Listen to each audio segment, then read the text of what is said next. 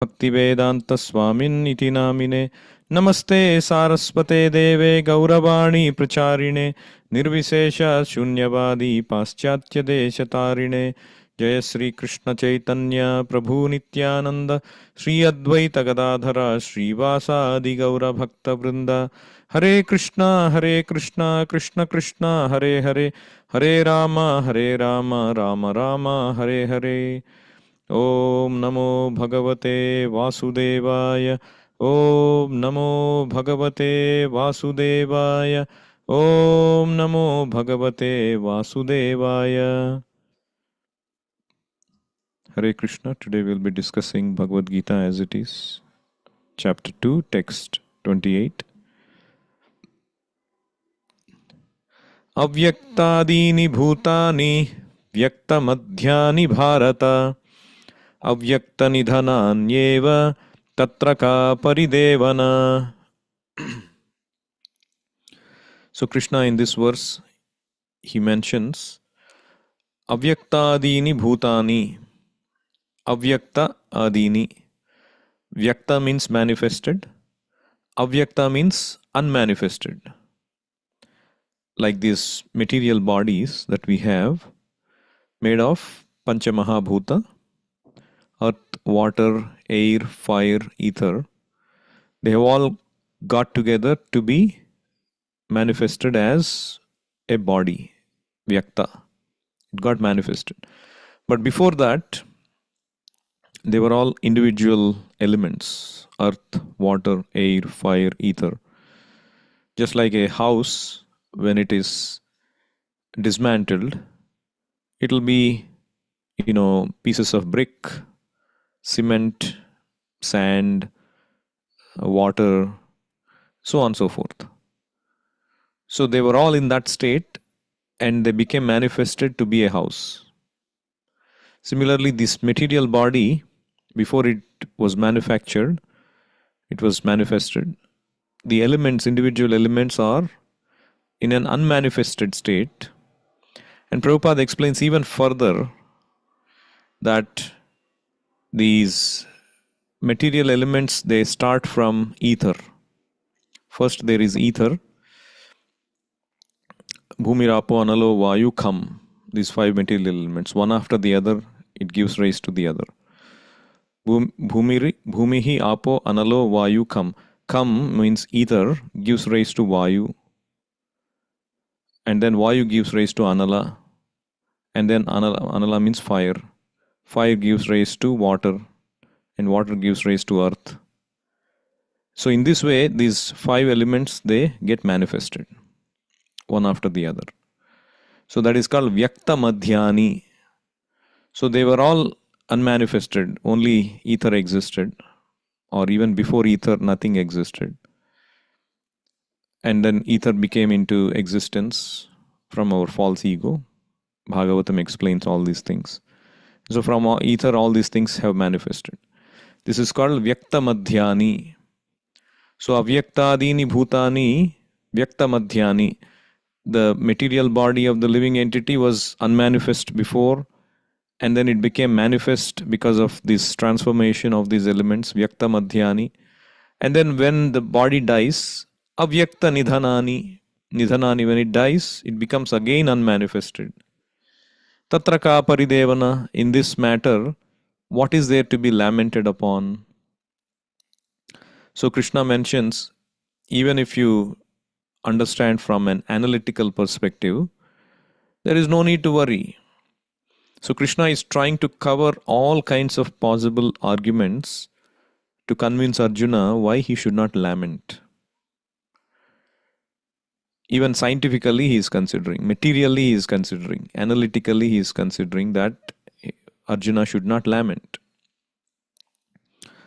So actually we are spirit souls. And just like Krishna says, this body is manifest now, and then it becomes unmanifest after some years. Similarly, when we live in this world, we take up different roles and responsibilities.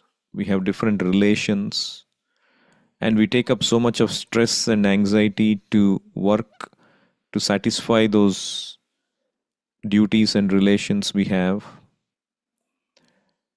But actually, if you think about it, when you go to sleep in the night, you will start to dream. Sometimes you dream as if you are a different person altogether, isn't it? You are a king or you are a businessman or whatever it is, and you're being attacked or you're enjoying as a king or whatever, you're eating certain things. But the moment you get up from the dream, all of that roles, all of that relations, all that life that you lived in that few minutes of the dream or few seconds, few moments is completely gone, isn't it? Similarly, in this body, we live a dream for maybe 70 years, 80 years, 90 years, or at most 100 years. At the end, you get another body, potentially another species. If you're fortunate, you get another human body. And we accept a different personality, different set of relations, different duties. You may completely take the duties against the person you were in the previous life.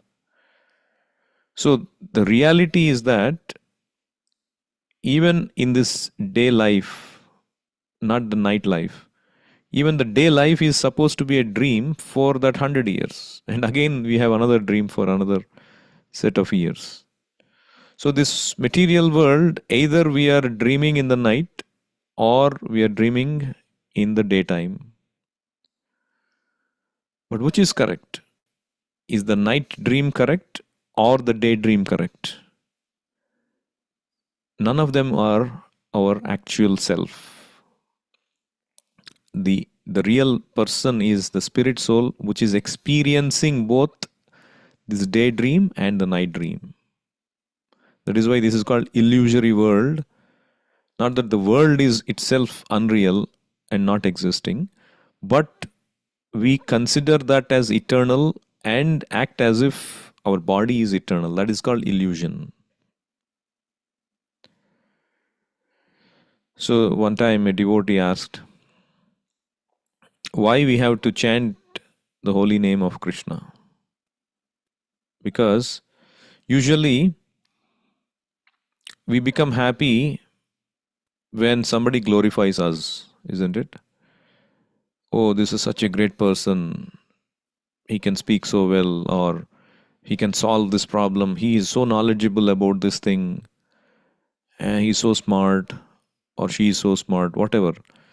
And we become so elated, so happy when somebody glorifies us.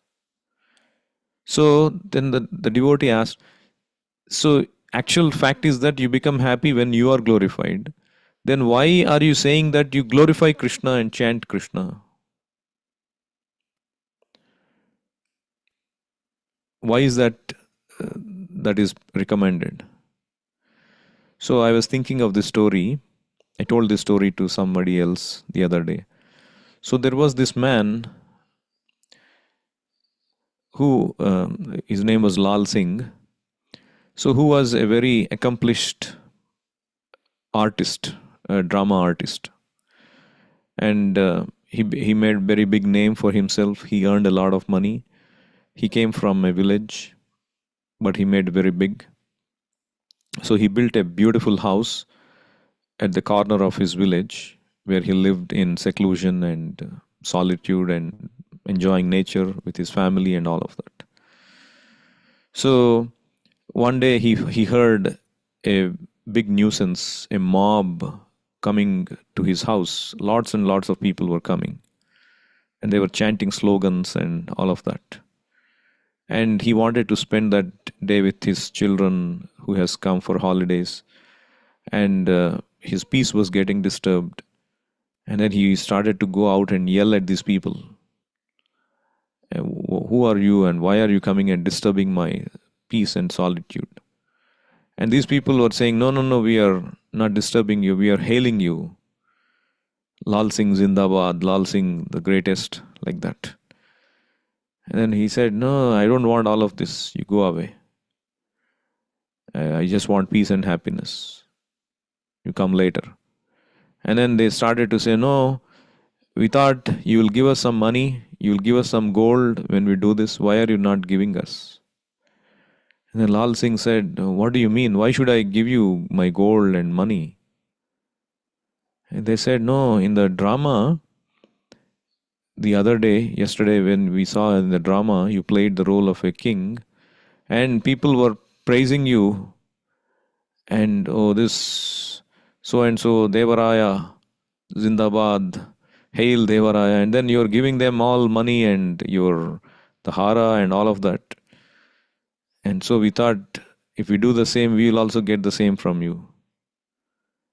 And then he became very upset and said, you go away, you don't even know the reality between the drama and the reality. I don't have anything to give it to you. No gold, nothing. You just get lost. So the point I'm trying to convey is that if you come and say that the drama artist is real, the real person is somebody else. That is only a drama he is playing.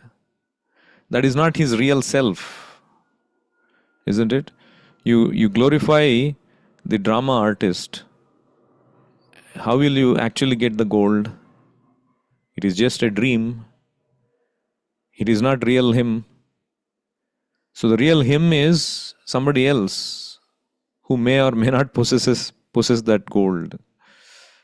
So similarly, when we glorify ourselves, it is that drama artist, a person who is illusory personality we have accepted in this dreamy material world we are glorifying.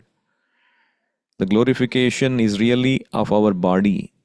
Just like the glorification they are doing in the drama is really of that person who is playing the part of a king, isn't it?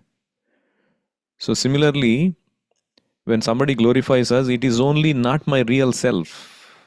It is only my body they are glorifying. So likewise, my real self is actually part and parcel of Krishna. The real glorification of me, when I become really satisfied, just like this Lal Singh, he didn't become satisfied when they were glorifying him. When they were quoting that they were glorifying this drama artist. Similarly, we don't become happy when somebody actually glorifies our body. It is only a temporary illusion. Our real self is we are part and parcel of Krishna. So when we glorify Krishna, that is our real glorification. Because we belong to Krishna. We are non-different from Krishna. Of course, we have our individuality. Our philosophy is achintya bheda bheda. We are simultaneously one and different from Krishna. We are one in the sense we are part and parcel of Krishna. We cannot be separated from Krishna. We are different in the sense we have individuality. It's not that we lose our individuality. With our individuality, we serve Krishna. So when we glorify Krishna, that is our real glorification, not the illusory glorification. That is why we chant Hare Krishna. We glorify Krishna. That's what makes us really happy, really satisfied. Not the temporary satisfaction in a drama. So, even Sanatana Goswami, when he went to Chaitanya Mahaprabhu, he admitted, my Lord, people around me in my village, they call me a great scholar, they call me a great personality. In fact, he was a great personality, but materially, he was a great personality. He was the chief minister's right hand. But he said, I'm such a great scholar that I don't even know who I am. Ke ami kene amai jare tapatre. He said, my Lord, I don't even know who I am, and I don't even understand why I am being subject to so many miseries of this life. And when people say I am a Pandit, I just accept, oh, I am a great Pandit. Tai Satyamani. Gramya Vyavahare Kahaya Pandit Tai Satyamani. All the people around me, they call me Pandit. But I don't even know what Pandit I am. I don't even know who I am. Why am I suffering all these tribulations? He admitted, such a great person. So the fact is that we are all suffering in this world. We are all living in illusory characters. We are playing the drama. But in order to get out of this, the theory itself is not enough. Just like if you go to learn swimming and the teacher, the tutor tells you, oh, this is how you swim. You get into the water, you make yourself very straight, and you don't, try to stand up, you try to stay afloat, and then you move your body like this, you flap your hands, and then you're ready, and then they throw you into the water. And then the first thing is you're struggling for life, struggling to breathe, and forget all these instructions, isn't it? So, like that, yes, we understand theoretically that we are the spirit soul, we are not the body, we are in this illusory world. But practically, what we can do, how we can realize that is by chanting of Hare Krishna. So, by chanting Hare Krishna, just like a person who is dreaming, who is sleeping, when he hears this alarm sound, he immediately gets up. Likewise, this Hare Krishna is actually that spiritual alarm by which our illusion is dispelled. And the life of Krishna consciousness is like, the tutor teaching you swimming. So the life of Krishna consciousness is by which we get trained to swim through this material world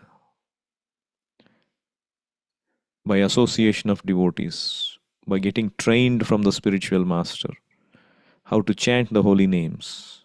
Hare Krishna, Krishna Krishna, Hare Hare, Hare Rama, Rama Rama, Hare Hare. How to hear about Krishna, how to serve Krishna, how to do our material duties at the same time not forget Krishna. So this is the practical, not just theory. The beauty of our Krishna consciousness movement is, unlike the other movements where they only talk about theory, we actually have a practical path. Even if one doesn't understand the theory, even a child, a ignorant man who does not understand any philosophy, just by following a Krishna conscious path of hearing and chanting and serving Krishna, he can attain perfection. Just like you take a medicine, you don't even need to understand how the medicine goes into your body and how it acts. It acts. Medicine means it acts. Krishna Rasayanam Piba, Kulashekharacharya says. Kimaushadham pruchhasi mudha durmate rasayanam Krishna rasayanam piba. What kind of elixir or medicine you are seeking from this world? This world is idam shariram parinama peshalam patatyavasyam shatasandhi jarjaram. This material body is idam shariram parinama peshalam. It is eventually going to end. Patatyavasyam. It's going to fall down. And it is a source of so many diseases and miseries. Shatasandhi jarjaram. When you become old, particularly, you will start to feel the bodily miseries. So, kim aushadham pruchasi. And we seek so much of aushadha, so much of medicine to keep our bodies fit, to keep this material life going, and we want to enjoy, and we want to get some medicine to keep ourselves fit. And we try to keep ourselves fit and happy throughout the end of our life. So Kulashekharacharya criticizes, Kim aushadham pruchasi mudha durmate. O foolish, ignorant person, what kind of medicine you are seeking? No medicine can help. Kim aushadham pruchasi mudha durmate But there is one medicine, rasayanam, that elixir. Kimaushadam pruchyasi muda dharmate rasayanam Krishna rasayanam piba. You just take the elixir of Krishna, the name of Krishna, the service of Krishna, the worship of Krishna. You take, this is the elixir, this is the real rasayanam. That's what will make you, will cure your disease of material existence. So, for achieving some long-term career goals, we sacrifice so much of short-term happiness, isn't it? So similarly, for long-term spiritual benefit, Krishna conscious benefit, we need to give up short-term material sense gratification. So there is one beautiful quote somebody said, "On your last day on earth, the person you became will meet the person you could have become." So you will repent on the last day. Oh, I could have become somebody else. I could have utilized this opportunity.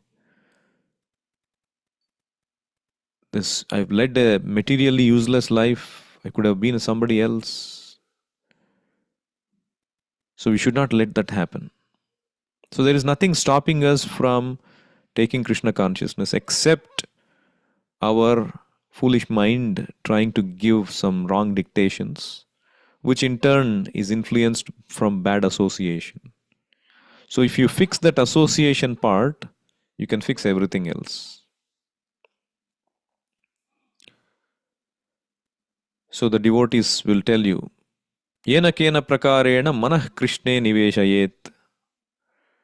Somehow or the other, you fix your mind on Krishna.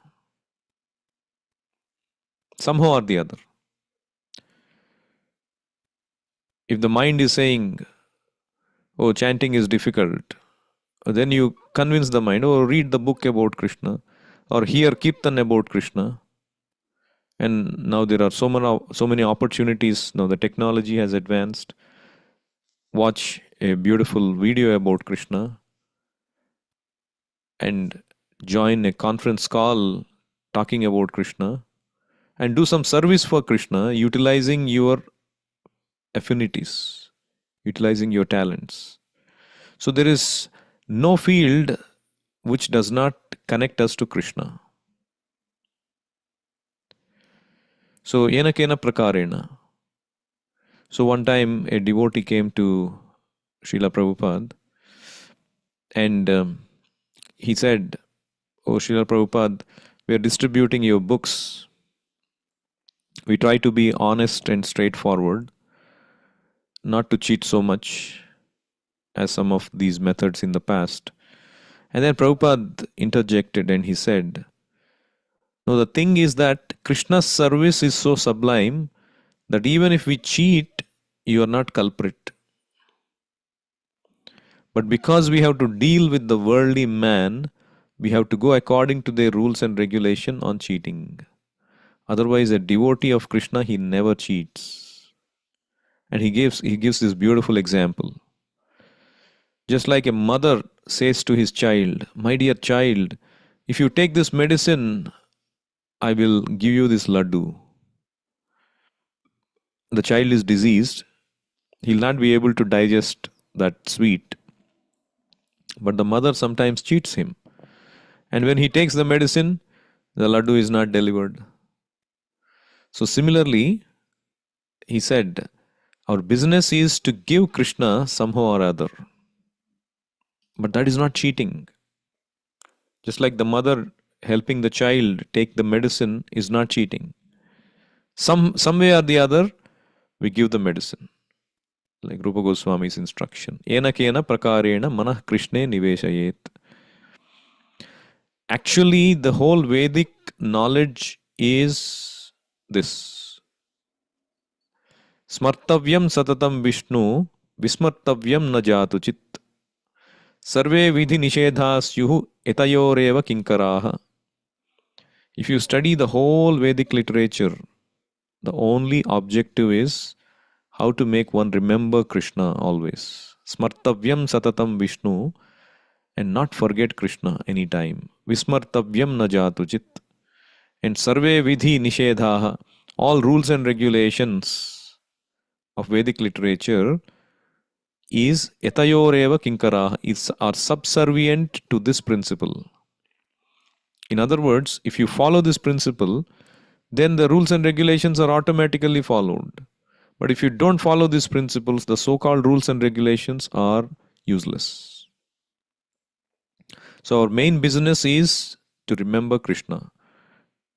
And any activity we do should be dovetailed towards that. And Chaitanya Mahaprabhu has simplified this process.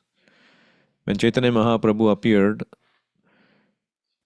500 years ago in West Bengal, he is Lord Krishna himself who appeared to teach us about chanting Krishna's holy name, to teach us about how to become a pure devotee of Krishna. He appeared in the form of a devotee. So he appeared, interestingly, at a lunar eclipse time. So the author beautifully describes that Akalanka Gaura Chandra Dila Darshana Sakalanka Chandre Arakon Prayojana, means Akalanka Chaitanya. Akalanka Gaura Chandra means the spotless moon of Chaitanya Mahaprabhu. Akalanka Gaura Chandra Dila Darshana. He became visible. Then Sakalanka Chandre, the Chandra, the moon has spots, whereas the Chaitanya Mahaprabhu moon has no spots. So when Chaitanya Mahaprabhu appeared, who is spotless moon, then what is the use of, what would be the need for a moon full of black marks on the body? So thinking like this, considering this, Rahu, the black planet, he covered the full moon. So that the lunar eclipse. So Chaitanya Mahaprabhu appeared during the lunar eclipse. So the author poetically describes, when the beautiful moon, Lord Gaurachandra appeared, what is the necessary for this full moon, which is actually full of black spots? So the Rahu covered the full moon and it became lunar eclipse. And immediately when lunar eclipse happens, people take the opportunity to chant the holy names of Krishna. And that's how Chaitanya Mahaprabhu indicated his appearance, that it is going to be for propagation of the holy names of Krishna. So all people thus chanted the Hare Krishna Maha Mantra during the lunar eclipse, and their minds were struck with wonder. And when the whole world was thus chanting the holy name of the Supreme Personality of Godhead, Krishna, in the form of Gaurahari, advented himself on the earth. The whole world was pleased. While the Hindus chanted the holy name of the Lord, the non-Hindus jokingly imitated the words. But even that is going to help them. Because anybody, whether they like it or not, if they touch the holy name, if they come in contact with Krishna, even in jest, even as a matter of mockery, they take the holy name of Krishna, they can be delivered. They get the advantage. They get uplifted spiritually. I'll stop here. Anyone has any questions or comments, feel free to unmute yourself.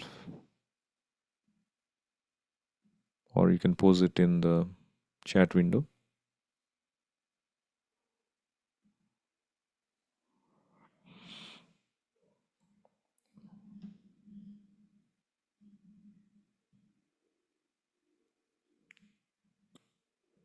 Bhagavad Gita as it is ki jai, Srila Prabhupada ki jai, Nitai Gaur Premanande, Hari Hari Bol, Hare Krishna.